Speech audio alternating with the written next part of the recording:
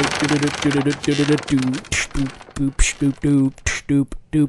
here with the news. It's another day in the Boxcar Buddy lifestyle. Over here on the Edens, there is a crashed car that was not very far from where the boys are hanging out this evening. They are talking about their favorite games and movies that they got to enjoy this week. So join them. Yeah. Presently. Right Join now. us presently. Thank you for joining us, as always. Welcome back to the Boxcar Buddy. It's your Boxcar Buddy. It's me and Don. Yeah. Don and Greg. Yeah, that's Greg. I'm Don. How's it going? Thanks again for coming. Hi. We are happy to see you as usual, or... I'm happy to be peeping through the women's locker room windows again. Yeah, which, you know, is... Which added to the list of things that I have been wanted for in the city of Chicago. Yeah, and you can add both of us to this one because I'm the one who posted the boxcar in this particular YMCA location and leaned up against the female lockers here. I don't think I will say I like where we are. Mm-hmm. I just don't think it's conspicuous. Oh, no, not at all. There's a main road that's like... just it's a the block away. It's the fact that we have a boxcar right next to a YMCA. Yeah, and nowhere near a rail yard either. It's like nowhere near any tracks. Don even said fuck the foliage and the gardening that was done in front of the gym. Yeah. Like it's in it. Yeah, absolutely. We are laying on a bed of hedges, just sort of leaning against it, and the whole thing is just... We're living life on the hedge. Exactly. Living on the hedge. And that's what we do, because Greg and I are a couple of homeless bros, and we've been homeless for a few years. We both used to have jobs and families and such, and we both made the decision independently to start a different lifestyle. And we've been homeless on the streets for a few years, and... him and I both like it, and then we found each other, and we decided to start doing this podcast where we get to meet up once a week and take some shelter and talk about some content that we've managed to absorb somehow on the streets of Chicago, which we're is big where into we reside. escapism. Yeah. We're not escape artists. No, we can hardly escape the reality of our own lives. Even though it's very easy for me to get away from the cops right now. Because Greg has a robot hand. I have a robot hand with a laser shooter. Yeah. And he's been really wreaking some havoc with that. Just our friend Scummy, English guy botanist, he's gotten his own door blown off a few times just because Greg, was there and yeah. didn't get a Thankfully, response. no one's been keeping count. Yeah. 7 times. I'm sure Scummy knows. I'm sure Scummy definitely knows. I don't think so. He's very quick to be like, "Oh, it's all right. Oh, I can't stay mad at you." And then I blew the door off. Right, for the 8th time, yeah. So, it was, yeah. I wasn't happy with that one. Yeah, but, options are limited, and we do what we can, and, it's all good fun. I personally, I've been in, not every day is a joy, but when you're homeless, you're sort of free of a lot of obligations and responsibilities, and you're moved by desperation and lack of options, like and Greg the wind.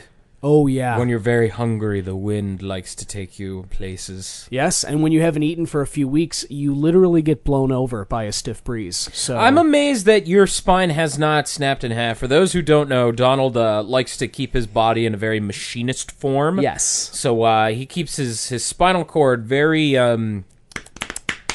protruding. Yeah, there it is. You see can you see the knobs yet? Yeah, I've seen them ever since you first showed them to me when we started the podcast. Yeah, I love them. Not something I like looking at. Man, I want them to pop through more. I feel like I can only see like 2 of them, and I bet I could get like 4. You want them to like poke up like your nipples during a cold day? Yes, diamond cutters. I want those. I want every nobule of my vertebrae to poke through, and I want people to be able to see. I want you to be able to beat on it like a xylophone. I think we already can. Here, hold on.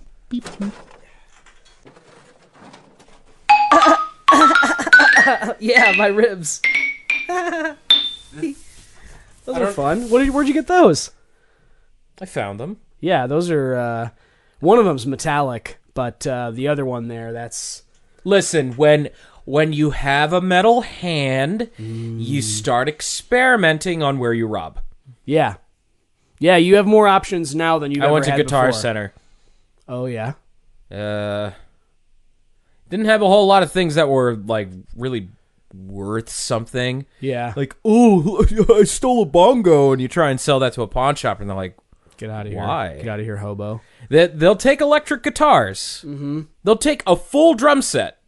I can't carry a full drum set. I only have one arm. 3-piece. You could probably do a 3-piece. It's still hard with the one hand. Yeah, and the bass drum. The leverage. The size Drums of are those. too much of a pain. It's got to be like woodwinds. It's got to be maybe some brass, smaller brass, like a trumpet. Totally. And guitars. Because Okay. guitars are, I mean, they already have handles. Or violins. I bet you could do violins and violas. Who plays with violins anymore? What kind of strings? I don't know, man. I don't know. But you know who does? Who? Nerds. Nerds do. Nerds do that. Or people who work in classical music concerts and Yeah, as an musicians ensemble. probably. Yeah, high school students that are in band. Yeah, Some you of them. normally wouldn't associate, musical instruments with musicians, but Yeah. I always thought it was like a grade school thing. It's like, all right, child, you are now forced to learn this magical instrument. Like the recorder. Like what? I mean, let's be real. How many That's like- it's professional half- recorder players are there out there? Me? You're amateur at best. Come on. What? Professional means you get paid for it. That's true.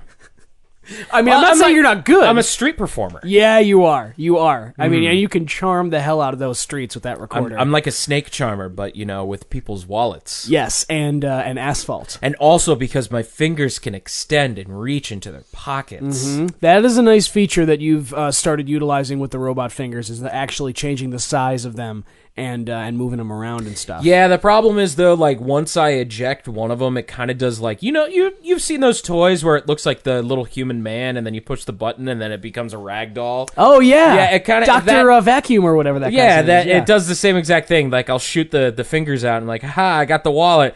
Oh, no. And then it There's- just there's limp- thir- just There's limp 30 noodles. feet of cord that I need to drag Reel around back with me in. downtown. Yeah, that's- It's not great trying to do that in the South Loop. And it leads people right to you. I mean, that's brutal stuff. Yeah. But that's the way of stuff, and I do like your robot hand. And what Greg and I like to do is we like to get together and we'll talk about some content that we've managed to watch or play or listen to or whatever.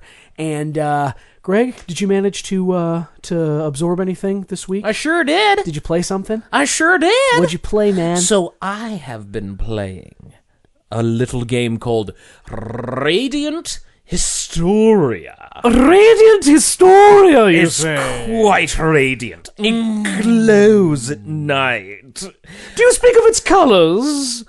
White. Oh. An ever-luminescent shade of white.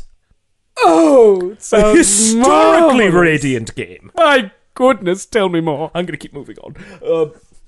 So Radiant Historia is a... pardon you. Pardon me.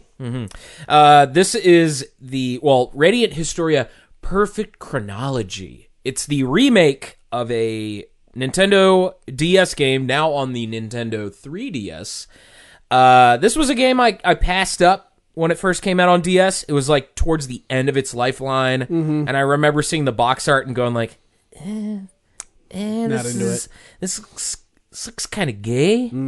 But now that I was recommended by Freak, who's an avid Nintendo fan, said that I would love it. I've been playing this game for a week since we first split up, and I've been completely addicted to it. Really? I've been playing this game every day I can when I get free time. Wow. It is a solid fucking time travel RPG story. Nice. Which I don't think I've really gotten into since Chrono Trigger. Okay, yeah. So you play as Stock. You are a special agent for the kingdom of Astiel, whatever. You're a special agent in your kingdom. I'm not going to remember the stupid kingdom names because they're stupid. Kingdom X. Kingdom X and Kingdom Y. When one day your boss gives you a magical book called The White Chronicle. Oh. He sends you off to do a mission when you and your team are ambushed by a group of evil knights from the Warring Kingdom, your party members are killed. And you're thrown from a bridge. Damn. And you fall into like this little lake grove underneath the bridge when you're encountered by two little elven children saying, guess what, big boy? That magic book that you have there is capable of time travel. So let's travel through some time, baby. You're coming with us through time. You're coming with us. You're coming with us. Try some of our cookies. Try some of our cookies. So the Keebler elves take you to their magical treehouse world, which is inside the book, and it's just ascending and descending staircases everywhere. Oh. And they tell you, hey, you now have this power of the book. And now that you have the book, we got to tell you, there's this thing called desertification. Oh. Where the whole continent will turn into a fucking desert in probably less than a year. Oh. Unless you fix the problem. So I thought it was going to turn into like a giant cookie or a dessert. So like when you said desertification, I was like, yay! It's going to be a sweet Keebler treat. Elves, it's not a sweet treat. It's all full of honey, and it's a good time. It's coarse, and it gets everywhere. So what happens is, after you open the book, you save your comrades by going back to right before you're ambushed, find a way to sneak around the army, and then the game officially starts by giving you a choice of which storylines to go to. You must constantly switch back and forth between two timelines. The standard timeline, where you say, yes, I'm going to continue being a secret agent to help my boss who gave me this magic book, to assist him with super secret tasks like assassinations and information handling. Or you say, fuck you, guy, and join your BFF, his small troop that he was just awarded because he's like a badass fucking knight. Oh, okay. And you can, like I said before, you can freely switch between both of these timelines whenever you want, and you can't really progress the story unless you do something in the opposite timeline. Interesting. And it's super interesting. All the characters are really likable. The story is very easy to digest, even though there's the time travel mechanic. And I think it's really fucking cool with like side quests, because you're given early game side quests to be like, hey, we need you to find this thing. You probably won't get to that thing until much later in the game. Mm-hmm. And then you just travel back in time, give the item, and then it will affect the story later on. So, like, there's special story events that you can warp to. And unless you bring a certain item, or if you talk to a guy a chapter earlier and telling him, hey, maybe not be a dick. Right. It can completely change what's going on. Okay, cool. And that's not even like the tip of the coolness. Right. The combat is amazing. So it's turn-based combat. Nice. You have three party members. Stock can never leave your party. All right. He'll always be your best character. But your other party members in Stock face off against enemies that are on a 3x3 grid, and they can freely move around on the grid. If they're in the front row, they do a shit ton of damage. Nice. But if they're in the back row, they won't do as much damage, but they have really good defense. Okay. So it's every character has abilities, like their own special unique skills, where they can move enemies around. So say there's an enemy in the back. You get your character Marco to use grapple. He throws a hook to the enemy, and he pulls them to the front line. So you can do more damage. So you can do more damage, and then eventually you get a character named Ott, and her abilities are she can leave magic panel traps. Panel traps. Yes. So you can leave one square and turn it into like an ice trap. Nice. You push the enemy into it, and then it does like 500 damage. Fuck yeah. It's so fucking cool. Like, no battle feels like you can just easily wipe through it. It's not like typical like a Final Fantasy where you're like, oh, just keep mashing X, you'll kill everything. Right. If you do that, you'll actually waste turns, because you can kill an enemy with your first attack, but if you have the other party members attack, they'll keep hitting the dead body. Oh. So that's an interesting element. It's a really, really complex but easy to grasp system. Mm-hmm. I haven't played a game like this in years. Like, I'm so fucking happy. Nice. It's so good. Character designs are okay. I know that apparently with the 3DS version, they made brand new character art for everybody. Some of them look good, like the character Heiss, who's like your boss if you're a secret agent. Yeah. He looks amazing with his new artwork. His old artwork, he looks like a vulture. Oh, God. He's got really grayed skin. He's got those like liver spots on the cheeks, and his whole nose is like his face. Beaked. He's just a beaked He looks like a vulture. Oh, but God. with the 3DS version, he's like, yeah, he still has a big schnoz, but he's like, oh wow, this man, I'd fuck him. But he's human. Like, it's a schnoz, but it's a human schnoz. No. It's still big. It's still Muppet. beakish? It's a big Muppet nose. Oh. It looks like Beaker. Yes, Beaker. Like Yes. that? Drink the potion, Beaker. Yes, Beaker. Drink the poison. Yes. Now your inheritance is mine, Beaker. Honeydew was so fucked up. Honeydew was a murderer. Yeah, he was. Bunsen Honeydew not piss me off. You know what I'm saying? Wow. I can't really make fun of this game because I've not come across something that I think is bad. No, it sounds engrossing. That battle system alone, I could see.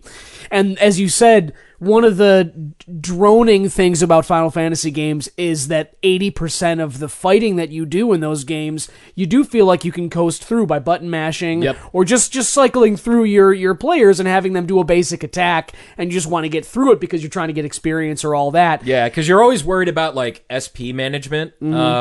You still worry about that with Radiant Historia. One thing that I think is really interesting of a concept is whatever happens to stock in one world, if he transfers to another timeline, his body is still beat up. Like, that's a story mechanic that's brought on as soon as the game starts. Because he fell from a fucking bridge. Yeah. He travels back in time to fix things. He helps the party members or whatever, and then the party members are like, what the fuck is with that gash in your stomach? Right. So there are times where you're like, okay, yeah, I need to constantly make sure that I heal myself, but because of how the game is laid out with the chapters that you can warp to, you can just warp to the very beginning of the game where there's an inn that's at the cheapest price Nice. of all the other locations. It costs like 50 gold to just walk in, fully heal, and then just teleport right back to where you were before. Well, that's good. But it's not easy because of the grid. Like, enemies can like really catch you off guard. Sometimes they can do like 2 or 3 attacks in a row. And if you end up fighting more and more enemies on the grid, if there's like 5 enemies you're facing, sometimes like 3 or 4 of them will go before you even get a chance. You also get a chance to like change your party placement, but at a price. Oh, really? So you're like, okay, I want to move around, let the enemies attack first so I can have 5 solid turns of attack. But by doing that, I'm more susceptible to critical hits. Interesting. So there's a lot of high risk, high reward. You got to play it smart. You got to think of party management, like who to put in. One guy's great at like panels and rows. Like his whole attacks can hit an entire row. One character is just really fucking strong, but he doesn't have great, like, he can't really hit more than one panel, and he's a big gorilla man. Yeah. He's just a big, happy gorilla man, and he's like, Stay still. Take this. I don't see so good. My helmet keeps getting in the way of me. Sorry, Red One. I need to renew my driver's license. I need a kiss. Give me a kiss. A smooch.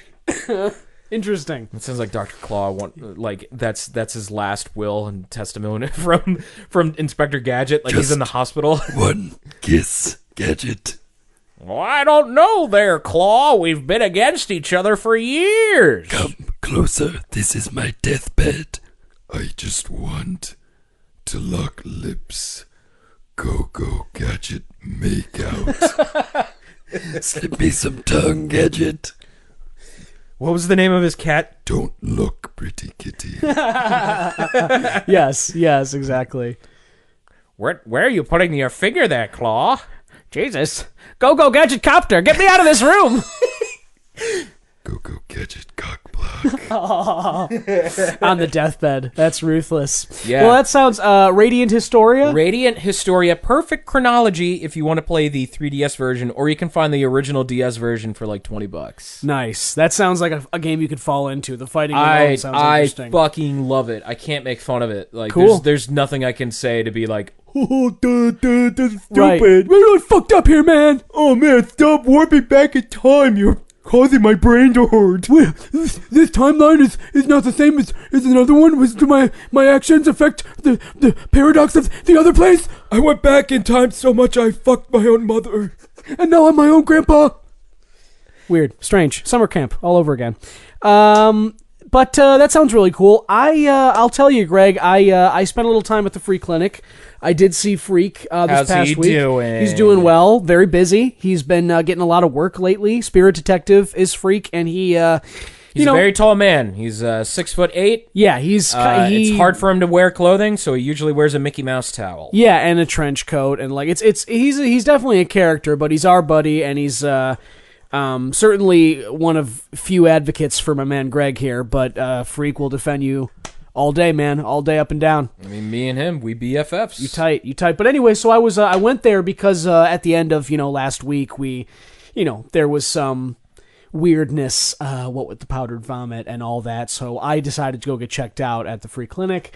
And while I was there, they had like one of those little tube TVs, but somebody had hooked in, like a PlayStation or something, and they were running Netflix on it. And so while I was waiting to see one of the doctors for like, which ended up being about 2 hours, I was cycling through the Netflix feed in the waiting room, and I flipped on this new Ricky Gervais comedy special called Humanity. Right? Is that the one where Ricky Gervais is like all grayed out and he's just going, ah!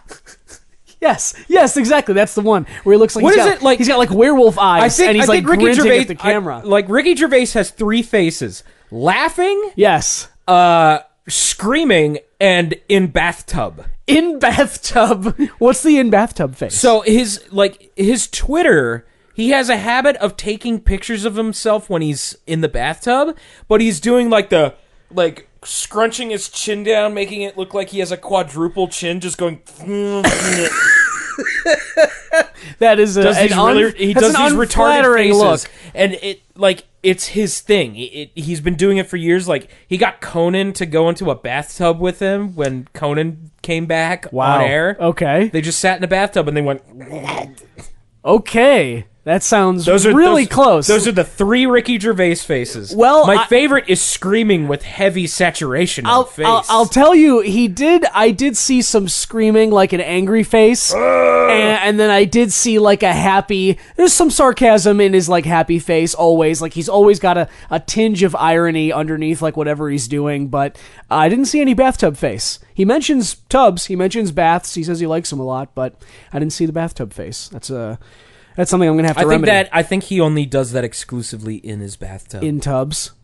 Man. Possibly with Tub Girl. Possibly with Tub Girl. I'll tell you what. If you're in a tub with Tub Girl, anybody's making that face. If nothing else, because you're basically trying to protect your mouth from everything that's being spewed. It's also like it's the best reaction face because your whole body is retorting itself. Oh. You start crescenting into a moon. Yes, or into like a shrimp or something where you're protecting your backside and all your vulnerable like innards from whatever projectiles are coming your way. I did that when I didn't have hands and the police would find me. Yes, and you became very adept at falling into that hedgehog pose there. Yeah. It was cool. Too bad I didn't have spikes. Yeah, it didn't work out at all. But I'll tell you, okay, so I turned on the Humanity special, and I went into this thing. I've never been a fan of Ricky Gervais as a stand-up comic. I look at him as a guy who's a great writer. He has proven that, I think, with many of the shows that he's written, The Office, Extras, I don't remember if it's called Derek or something, but it's a show on Netflix where he's like a caretaker for like the elderly, and he's clearly... He's a good instigator, too, which is, I mean, to be fair, though, like with the Ricky Gervais podcast, you only want to hear Carl. You only want to hear Carl Pilkington say stupid shit. Yeah, definitely. That's the he But he's the found instigator. A good character. Yeah, and he stirs the pot. He's the one who throws the questions out and basically sets it up for Carl to be as ridiculous as he is. But there's something in knowing how to do that as well. You know what I mean? But so anyway, I went into the stand-up special pretty much not expecting to like it, because any stand-up or hosting I've seen from him in the past, again, not really a fan for the most part. Just I think his writing's brilliant, but there's something in his delivery, and it's like that smugness to him. Yeah. The smugness is a part of it. There's another thing that has to do with like. His voices, his vocal choices, and even not even where it's like changing your vocal range or pitch, but simply his cadence, how he delivers the punchline. I think there are points when he kind of cuts himself off at the knees, basically. And that proved true a few times in this special, but I'll say overall, I liked the special quite a bit. Certainly more than any other stand-up from him that I've seen. And I'll tell you, I think part of that had to do with its theme, which was he touched a little bit on the same stuff that Chappelle touched on in Chappelle's last special of The Bird Revelation, where it was very intimate and it was half stand-up, half like ramblings and kind of inner thinking. But Chappelle made the point that he said something in his act that I has stuck in my head, which is that as a policy, he doesn't feel bad for anything he says on stage. And the reason that he has that is because when you're on stage, you're going to offend some people if they're like looking to get offended, but you're also exaggerating for the joke. Absolutely, that's the point. The point is that you're up there as a comedian to make people laugh, and that means pushing the envelope at sometimes. That means calling people out and being a little bit of a bully sometimes. Sometimes alienating. Excuse me. Yes, but so the point is that Chappelle kind of mentioned that. And you can tell from him, you can tell from other comedians in the comedy business that right now, with whatever it is, a certain climate or attitude or social media or PC whatever culture. Yeah, there's an attitude which makes it can make it difficult for people to sort of tell jokes safely, because if oftentimes someone who's not in the audience of your specific show, but somebody on Twitter or somebody who reads an article about your joke, they might see a word or a concept or something that they don't like out there on its own, and then they go to Twitter or they do whatever they do to speak about how that makes them feel. And Ricky Gervais talks a lot about that in this special, Humanity. He brings up how he got into hot water for hosting the Golden Globes and making a joke about Caitlyn Jenner right off the bat. And he goes further into that in this special. He even tells the joke, sets up the context, then explains why it's not transphobic because of the punchline. One thing that I thought was interesting too is he basically breaks down very almost, I want to say scientifically, but like mathematically, his joke formula, and he breaks down completely why. But doesn't that sound like that's the antithesis to a joke? Well, when you have to explain it. Well, yes, and you could make that argument. There's a lot of there's so much irony in that. Well, there is, but he gets laughs even as he's explaining the joke. So even in recycling it and explaining it, it's not like he's a high school professor and he's up there while everybody's just, my God, Ricky, can you speed it along? No. He does it. See, like there isn't a shot of like a guy in the front row just going, right. Can you speed it up, bro? I fucking paid for this. I'm trying to get laid tonight. Bro, what are you I gotta doing pee, here? man. Jesus. No, it's not like that. It's into it. He weaves it into part of his act. But at the same time, you can also tell, just like, Chappelle did at times too, he is very much defending his behavior. He is very much trying to let people in and explain why what he did was not transphobic, why like his jokes were not like offensive. They weren't even at the end of it with the punchline, it wasn't even about Caitlyn Jenner herself. It was about like women drivers. That's what ended up being the target of the joke. And he goes through and he explains it, and he does another. It's not transphobic. It's misogynistic. It's transamphobic. Whoa! Yeah. There's so many layers with this joke, Ricky. How did you come up with this? My God, you're offending everyone, man. Yeah, I can't stop being offended right now. Seriously. I'm angry.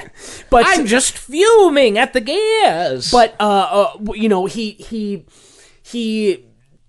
some of his jokes, he talks about how the media calls him out for being supposedly out of touch because of how rich he's become in like his life and stuff.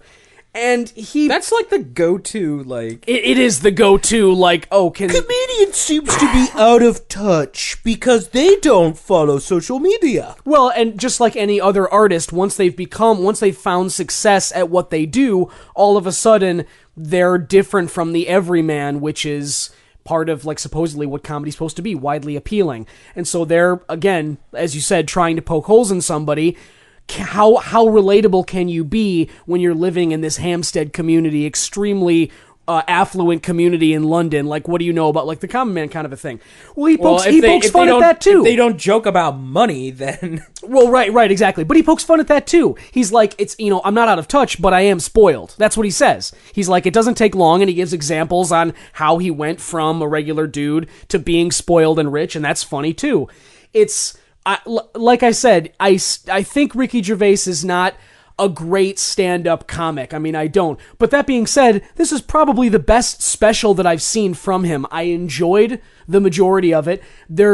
He is edgy. He's still very, like, after the transphobic thing, like, your mind is there. It's primed to kind of be like, all right, like, you're in offensive territory now. And then he pushes it further. He, like... I don't want to spoil the joke that he tells next, but it's like, I had my mouth open while he was telling it because it was so clear to me. I'm like, wow, I could see people being offended by this. I know, especially in the context that he just set up with the Golden Globes and Caitlyn Jenner and transphobia and all this shit. He pushed that like so much further right afterward that it totally is edgy, and it's the kind of thing you want to hear. He didn't have as great of a punchline as Chappelle did when he just went, yuck. No. It wasn't that great. But it's still, he made his point. He made his point, and he did it in a funny way and a clever way, and it was all good. And I'll tell you, one of the things that really stuck with me at the end of this special was, I ended up watching this thing twice, and I didn't catch this until the second viewing, because again, I was sitting in that free clinic for a while. A lot of people kept coming in and then getting admitted ahead of me. It sounds like gunshot wounds and a bunch of, like all this crap. Like just people who were making a lot of noise. Gunshot wounds? They were laser shot wounds? Well, okay, I mean... Those obviously were getting admitted ahead of me too, but I think I just admitted that I shot a couple. Yeah, and to be fair, there were other people who were not shot by you because I know they were bullets because they were bleeding actively as opposed to the cauterized wounds. Yeah, that ain't lasers me. Make. I don't use guns. Totally.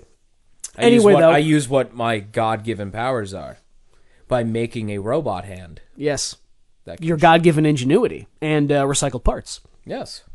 But anyway, what I'll say, and I didn't notice this until the second viewing of Ricky of the Humanity, but what he actually does an encore joke where like he finishes the special, runs off stage, people are clapping. I restarted it at that point, and on the second viewing, I realized that he comes back after that. He comes back out on stage, spends another 5 minutes out there, and he tells personal anecdote. There are jokes in it, but it's very anecdotal. It's like very narrative. He talks about his family, his brother, and like his mom's funeral.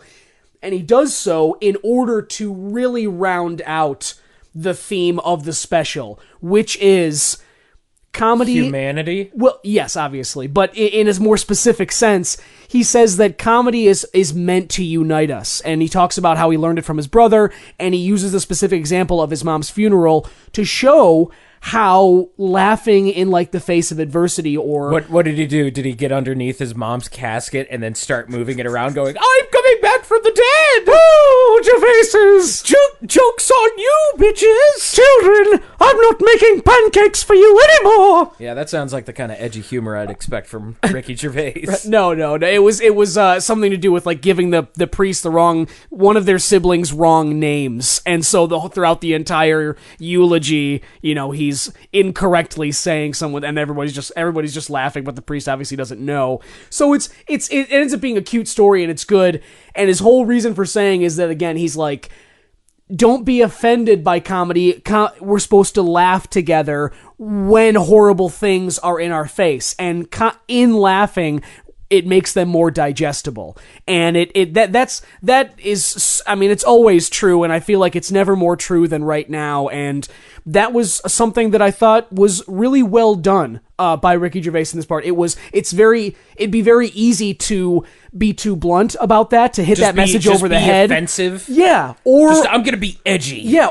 Get ready for it. Here comes the edge. Or totally miss the mark. You'd try and make that point, and all of a sudden, like, just be making jokes that are clearly meant to offend, or like be saying something like that, but it doesn't work. So that message is not necessarily an easy one to artfully deliver.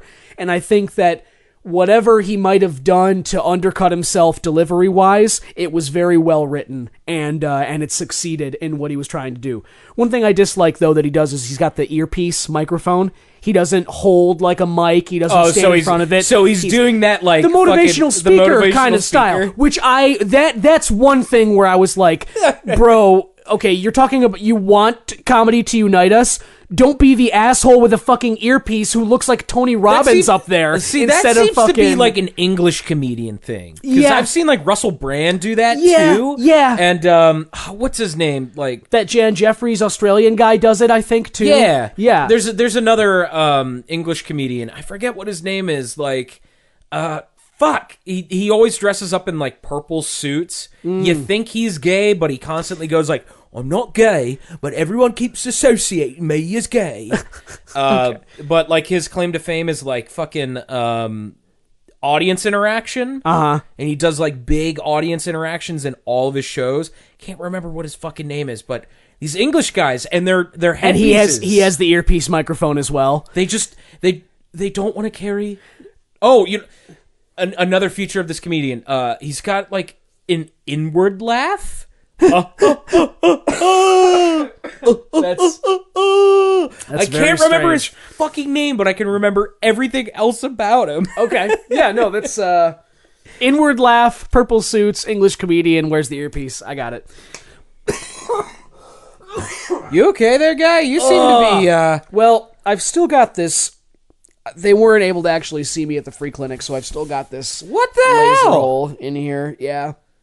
So it kind of turned into I a did cough. that 2 weeks ago, man. I know. You see how it's turning kind of black at the edges and stuff? Well, I mean, that's because your skin is crispy. That Yeah. means that ain't filling in. I know. So, Well, you know what it does developed into do? a cough, yeah. It shows off your vertebrae even more.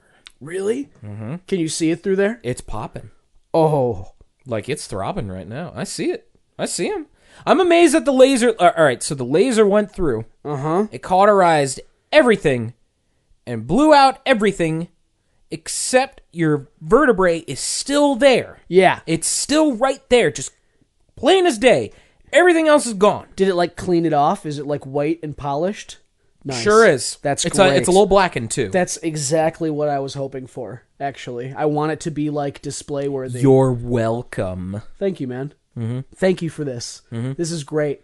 I gotta say, I got the red hot laser shot. You know what? Yeah, you do. And I'm telling you what, we're gonna go back to the free clinic after this, and instead of getting them to like plug this in, I just want them to put some clear plastic or glass on the front and back. I want them to sort of like, seal this display action right there. I'm not sure if they would do that, but I think I can put in a good word with Freak. Ooh, if you could, that would be great. Just grease his palms with olive oil. With Crisco. Yeah. You do have that. You got a pocket full of Crisco, don't you? Maybe. Oh, I see it. It's just a little snuckle. Oh, okay. Yeah. Boy, that's lard right there, my man. That's lard. Okay, well, yeah. Anyway, It feels good on my face. Yeah, it looks comfy. You look good. I feel like Mrs. Doubtfire. Hello. Yes. What number 2? Just 1, thank you. Your Crisco ruined my tea. Your face is leaking. Yeah, Ricky Gervais' Humanity. Check it out. It's good. He makes a lot of good jokes about dogs and about kids and about just life in general. He does love dogs. He does love dogs. Does he talk about Carl?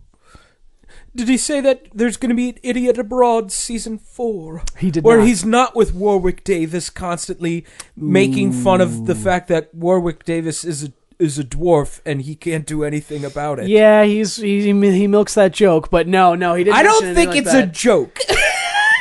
It's fact. Like he is. For those who don't know, an Idiot Abroad, Carl Pilkington is a close friend of Ricky Gervais, and Ricky Gervais sent him around the world with a fuck ton of money to see like the 7 wonders of the world. They did a season where Warwick Davis joined him. I feel so bad for Warwick having to deal with him because like they try to walk up to like a Japanese shrine. Warwick can't. No. He can't. Not only is he in his like 40s, Yeah, he's small. he's a dwarf. Yeah, He's a dwarf. Yeah. Carl's a dick. Yeah.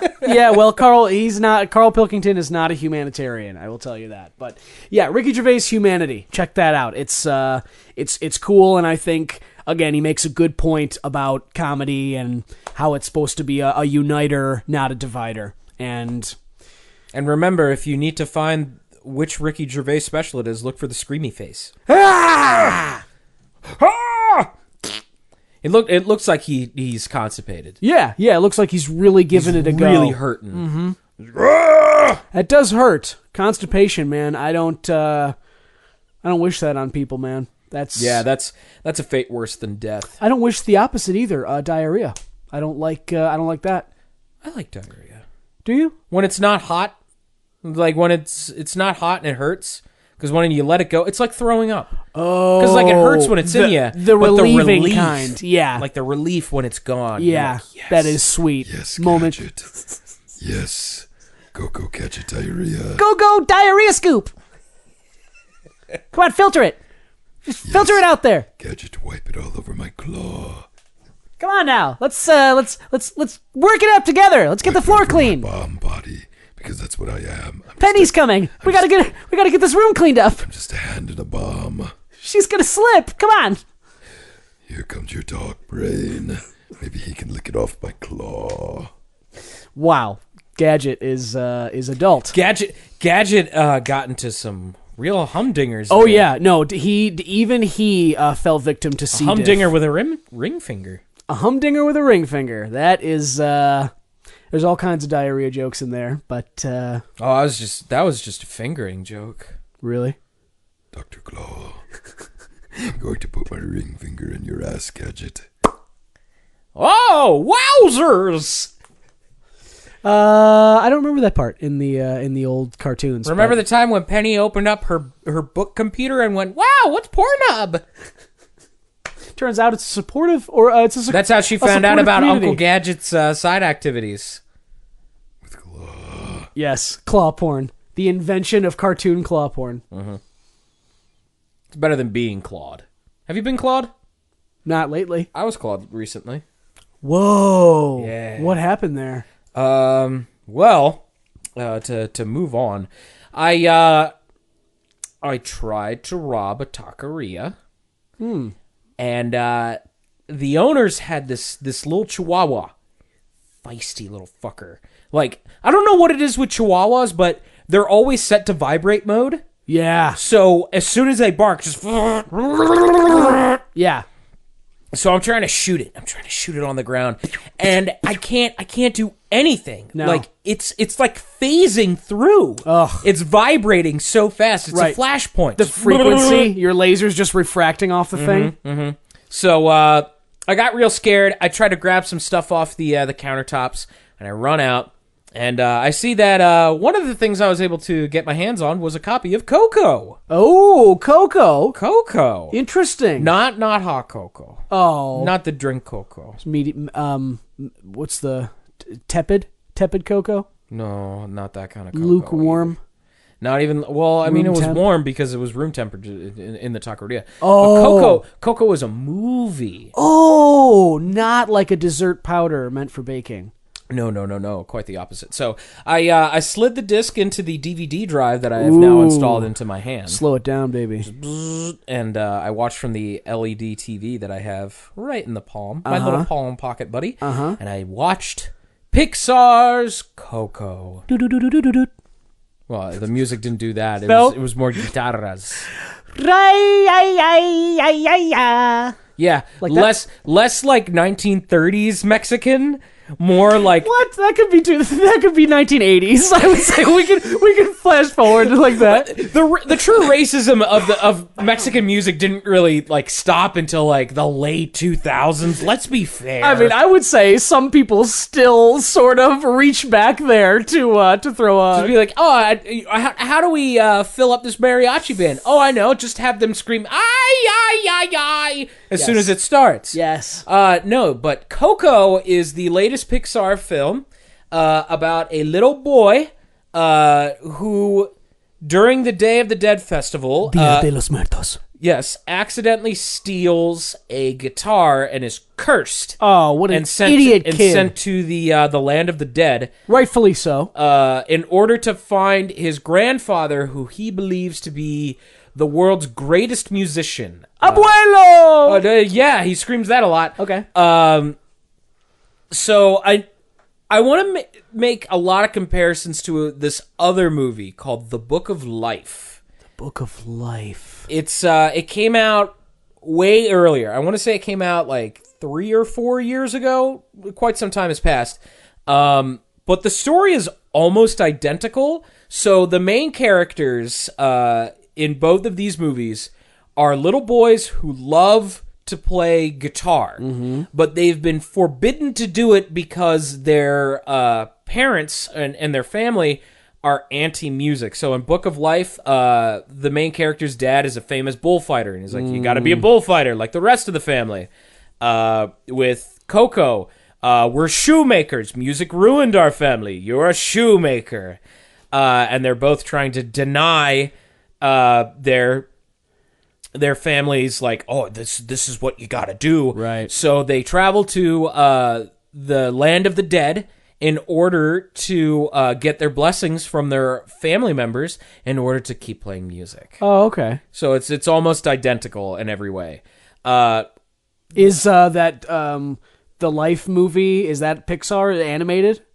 Yeah, it's animated. Oh, okay. The Book of Life? No. That was like live action. No, it's animated, but it's like DreamWorks. I can't remember who did it. Okay.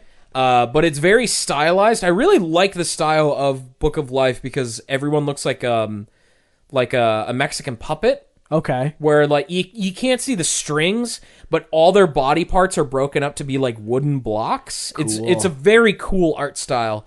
Coco, it's just Pixar, like, billions of dollars to make this look as so fucking good as possible. Yeah. I don't want to say ill will of Coco because it's not a bad movie, but it's very generic. Well, and it's probably for kids, right? Like, yeah. No shit. It's a fucking, right? It's a fucking it's Pixar movie. right? Yeah, so it's all generic. It's all fucking cartoon. widely appealing. Not up and Inside Out. I'm contradicting you because you said, like all Pixar movies, they're generic. I'm like, no, Pixar movies are not generic. I meant widely appeling. Widely appealing, yes. Yeah, that's what they're going for. Disney and Pixar's strongest suit. Yeah. And it's still a good movie. I love a lot of the animations for there's a character named Hector who is he is a dead person in the land of the dead.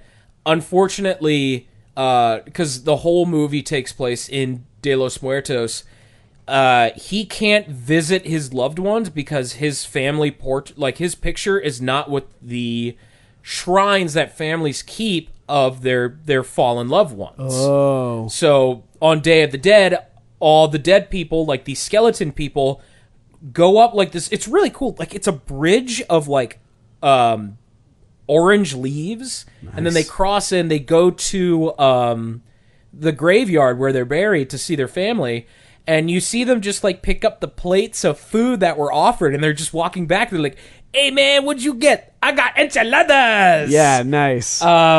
Hector's animation is fantastic because he's so old and battered because he hasn't been able to leave the land of the dead to visit his family. Oh, like man. he walks like a zombie, like he's got an obvious like limp. It's really it's all that effort that Disney puts into their animation. And I'm like, fuck man, this movie is so fucking good to look at. Yeah.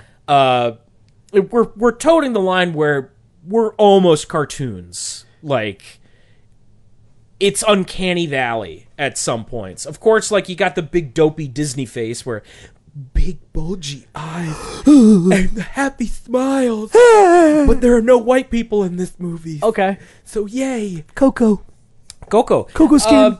There are a couple moments that I think are legitimately good. There's some stuff about like dementia and family that's really good. But the ending itself it's so fucking like, yeah, saw that coming. Yeah. Once the main character Manny and Hector meet each other, it's like beat for beat. I'm like, all right, he's going to the grandpa's party. Grandpa's show good time. Grandpa is not grandpa. Hector is grandpa.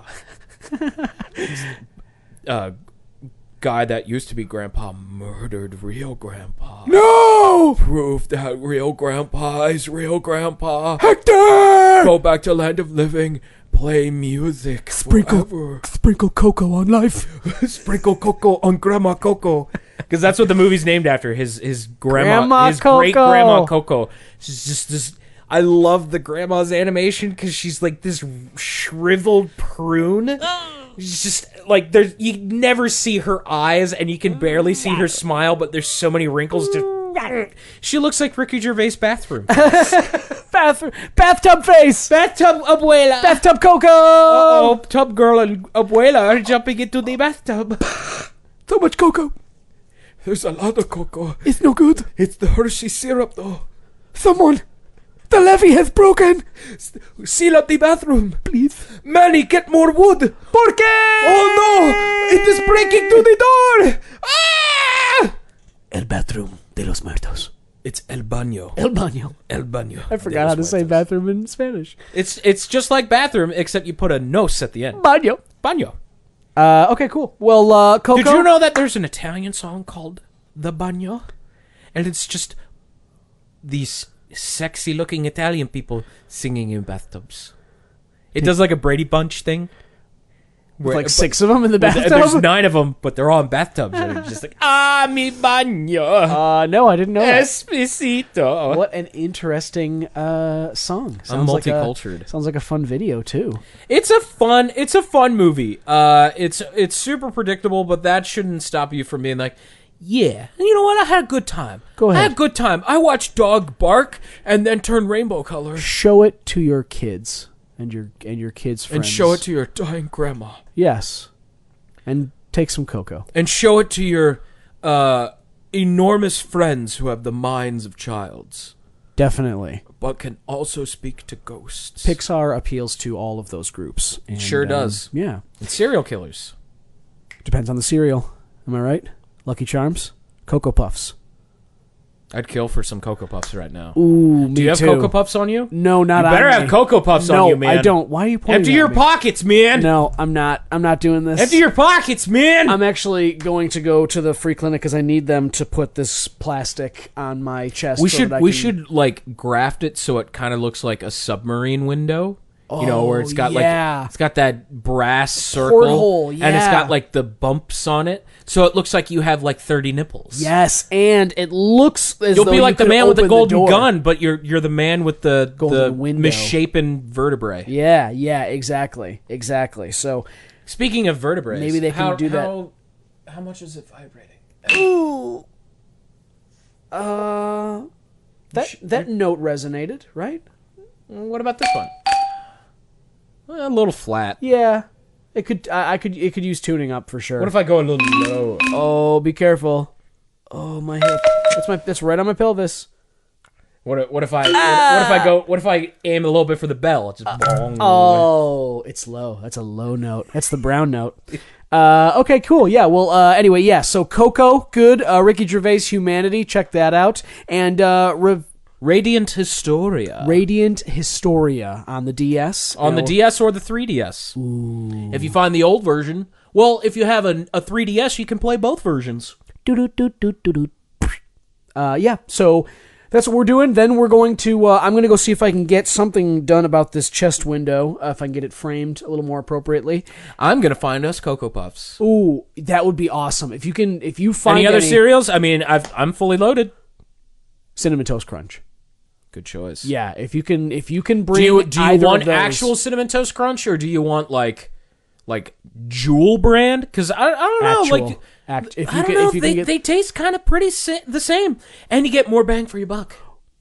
Well, which doesn't then really either. matter because I am robbing the stores. Yeah, so. there's no buck, right? Like it's all bang. But I mean, I got one hand, so like having those bags just makes it a lot easier. Okay. Well, or you know what? I could let me see with my stub here. Maybe if I can hang like one of the grocery baskets on my shoulder. Oh yeah, there you go. This doesn't work well. It's kind of showing off my chicken wing here. Yeah, and your arm is trapped above that bag and like through the handle, so I don't see how that's good, especially if you're going to be running away with the bag. Right? Who says I'd be running? I'd make the police run. Yeah, with your finger gun. With my fingers. Well, if you any cereal's fine with me. Just bring it by the free clinic. I'm going to be over there, probably seeing what else is on Netflix in that waiting room because I'm just imagining they're not going to see me right away. But if Freak is there, I'm going to tell him that you sent me, and then that's what we'll do. But otherwise, we'll be back next week. Yeah, you know what? Don't bring up the window thing until I get there. I don't think he's going to be big enough the window thing. You don't think so? No, he may be a spirit detective, but he's also a doctor. So. Oh yeah. Okay. And I don't want him to kill you, so then he can extract your spirit. I'm always worried about that. I'm always worried he's going to do that. He said, what was it? Quote. He said, like in quotes, "Your soul is so rigid and horrible. No matter what I do, you would linger here like a bad fart." That's what he says to you? Yeah. He's such a good friend. You guys are friends. He has such a way with words. Yeah. But he does them. Yes. Yeah. Love that. Love those. But yeah, so and also I'm just gonna go straight there. Would you mind rolling this boxcar away from the YMCA? I can do one better. How about I just give it a good old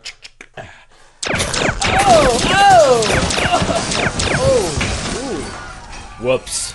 Really blasted that wall away pretty quick. I also seem to have blasted 6 people in the gym. Oh yeah, Run. Okay. Run. All right. Run. We'll be back next week. Thanks a lot. See ya.